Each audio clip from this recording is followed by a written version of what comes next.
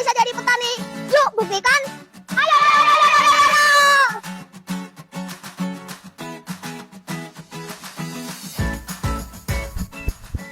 Yanda Bunda dan teman-teman semua, salam pramuka. Siapa bilang jadi petani itu harus kotor-kotoran? Aku, Ahmad Fathur Rosi, si petani milenial masa depan. Bersama teman-teman siaga gugus depan STN 2 Papringan, siap beraksi. Mari kita bangun ketahanan pangan dengan cara keren. Budidaya melon hidroponik. Yuk ikutin.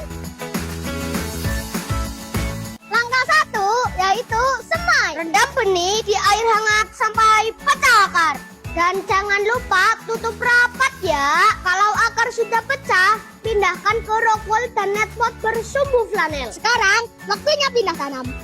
Pakai paralan besar biar akar memiliki ruang untuk tumbuh. Jaraknya sekitar 50 cm agar sirkulasi udaranya bagus. Untuk nutrisinya menggunakan AP Mix sesuai dosis. Inilah rahasia agar melon manis, yaitu pruning.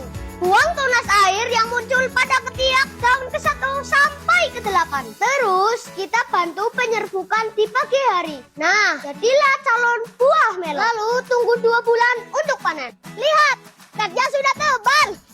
Aromanya juga harum. Tandanya siap panen. Dari sekolah kita bisa hasilkan pangan sehat. Jadi petani milenial, siapa tak